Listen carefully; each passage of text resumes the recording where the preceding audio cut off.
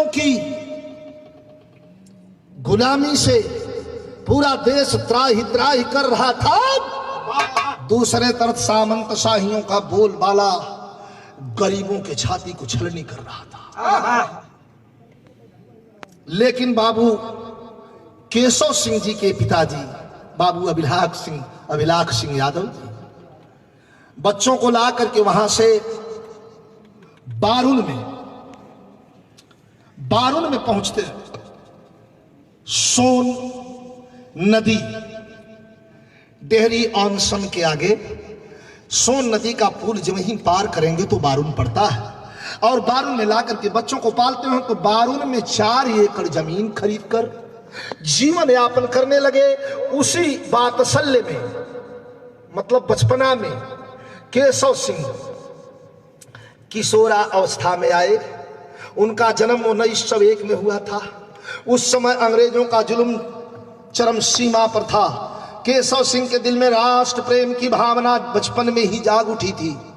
अंग्रेजों की लाल टोपी, अंग्रेजों का की वह छड़ी, अंग्रेजों की वह संगीनें अर्थात उनकी बंदूकें, और वहां उनके अंग्रेजों के सिपाह सालार जो हमारे भारतीयों पर, हमारे गरीबों पर, हमारे पिछड़ों पर जो जुल्म करते थे, तो उनका जुर्म तो सह लेते थे हमारे भारतवासी, लेकिन सामंतवादियों का जो बोलबाला था ये तो कहर बरसा रहा था। उसी बीच में बाबू केशव सिंह यादव के सीने में एक चिंगारी क्रांति की प्रस्फुटित हुई। तो कवि जी यहाँ तर्ज बड़ा बेजोड़ लिखलन।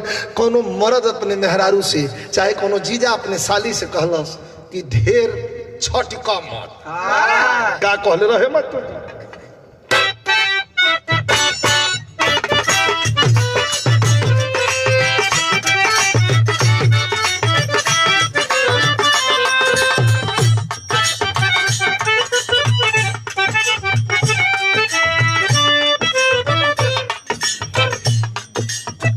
हमारा से देर जानी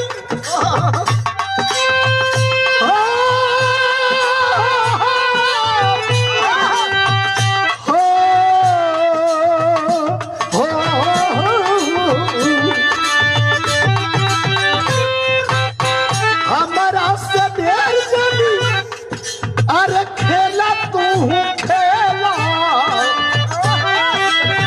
हमारा से देर जानी